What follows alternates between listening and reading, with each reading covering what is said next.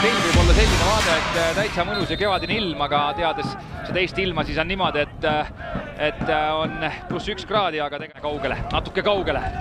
Meil lähevad siin asjad varsti lendu, sõbrad. Aga tuleb löök! Hoida seda survet peal, et mitte oma väravale langeda. Nüüd on ruumi jälle sealt vasakult äärelt. Saarma nüüd pall kasti ja tuleb! Ja tuleb ära ja Martin Miller, selle hooaja 3. värav talle ja Robbie Saarmale 5. värava sööt. Need mehed sel aastal on ikkagi seda Paide kellavärki siin ikkagi kruttinud. Just, ei ütleks, et see värav nüüd otseselt õhus oli, aga kerge surve oli peal, vaikselt tekkisid olukorrad ja üks enderdus õigesse kohta ja 1-0. Jaa, aga selles mõttes ikka väga kiirelt saab jälle Paide selle kätte. No see on täna tegelikult väga oluline valuuta, arvestades just neid keerulisi ilmastiku tingimusi, et kui see tuul siin ja päike hakkavad meil mängima, et siis on väga oluline see juhtvärav ära lüüa, sest kunagi ei tea, mis siit veel saada võib. Ja nüüd näeme uuesti hästi vasakult äärelt leitakse Saarma üles. Korras, aga Saarmal see pall on. Riputab kasti järjekorral alt latti ja jätku olukord, ei, Reinkord. Et segane see olukord on. Uuesti tõstetakse teise posti, ei ole seal omasi. Luts ikkagi võimsad kujud vastas. Jaa, kuigi Reinkord on minu arvates praegu väga hästi mänginud ja jällegi hoiab palli ilusti, keerab. Ja nüüd! Nõmm hõimu. Paide mehed Kaiat ja Jonni näitavad, neil on ka see pagasis olemas. Nüüd on Keil võimalus löögi koht ka ja Kapper uuesti. Riputatakse nüüd Limbergi peal, aga ei saa jõudu taha sellele löögile. Kaotas Limbergi täiesti ära. Limberg ikka selles mõttes ikkagi... Kas me saame siit vaba löögi, ei ole see olukord päris nii vä? Aga nüüd saab ju mängida kohe sööduga tühja lüüa ja vaba löögil. Väga segane olukord on praegu. See hakkas juba keevitama peal. Nii, Pajo ja välja! Ai, ja seal hakatakse tegevad rikke ka ja kõiki sabistavad. Latti ja tassitakse välja see olukord praegu. Ja ei saadki aru, kus Jarsu sai praegu käed vahele või läks otse latti. Aga huvitav, kas seda olukorda varriga vaatame ka üle, kas keegi astub liiga vara? Seda jääkski vaatama, ma arvan. Seal keegi astub alati varem välja. Aga nüüd saame teada ka, mis siin hüütakse. Joonas Jaanovits annab Ivan Stoikovitsile kollase siit praegusel hetkel. No, Televits oli juba sammu.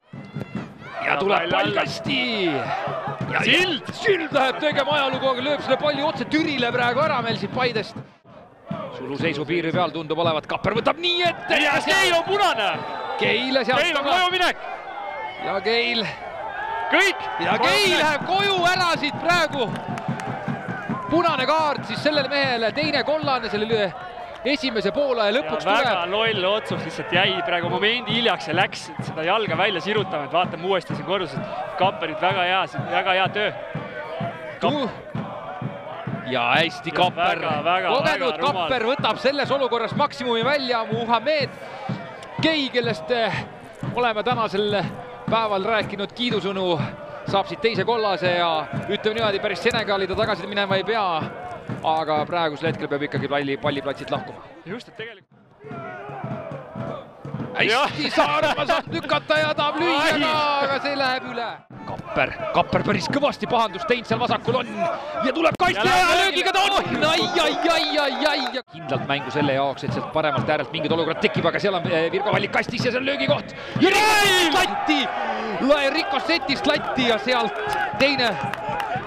teine nurgalöök Pärnule. Ei olnud kaugel Pärnu poistel. Väga hea rikošetiga praegu. Kõik on ikkagi... Ja ega Pärnul ka väiksemad poisid on, olgem ausad. Pikk pall tuleb nüüd korri peale, jätkatakse sealt, aga hoopis Baranov sai löögile. Leiab vasakult, Põder riputab taha posti veensal seal. Jätku mall! Ei ole Pärnu vesed õigel ajal õiges kohas ikkagi. Terve Paide pink on püsti. Karjutakse neid sõnu ja igasugu asju veel. Ja nüüd Suusad on veel kastis, selle palli maha läheb lööma. Ka kehv puude.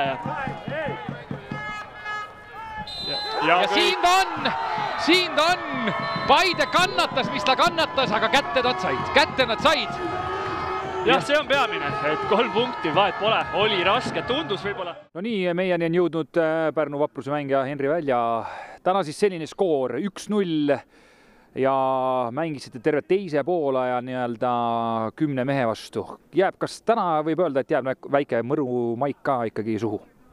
Ja no kindlasti jääb, et kahju, et teine poolaeg ei suutnud seda enamust ära kasutada, et oli võimalusi, oleks kindlasti saanud mingid olukorrad paremini lahendada, et liiga palju võib-olla valesööte seal viimases kolmandikus, et kahju jah täna, et ei saanud seda ühte väravat tagasi löödada. Aga mis suures pildis nii-öelda määravaks sai, et tegelikult olite ju teisel poolel nii-öelda mängus sees ja ütleme, teise poole algus oli ikkagi täielikult teie käes? No määravaks sai see, ma arvan, Paide värav, et eks seal peab üle vaatama, et ma ise ka võib-olla natukene jäin seal mängist Millerist taha, et endale natukene tuhka pähe raputama, aga et eks see värav, mis nad ära lõid, et noh, selles mõttes oleks ka võinud olla niisugune 0-0 mäng, et täna nii kahjuks on. Sellise ilmaga ka tegelikult on ikkagi päris keeruline, tundub kõrvalt vaatajana isegi mängida, et äkki oskad selle kohta ka mingit kommentaari jagada? Nojah, eks ta kõige hullem on need väljakule kõndimised ja poolajal seismine, et mäng algaks, et tegelikult kui mäng juba hakkab, et siis joostes selle peale ei mõtle ja tegelikult isegi saab sellise tuulega, et ei ole nii külm isegi. Ja ma siin rohkem kinni ka ei hoia, nii et edu ja järgmine mees on ka meil kohal, Oskar Hõim, Paide poolkaitse siin. Mis täna määravaks sai? 1-0 võit, ma arvan, tegelikult olete rahul?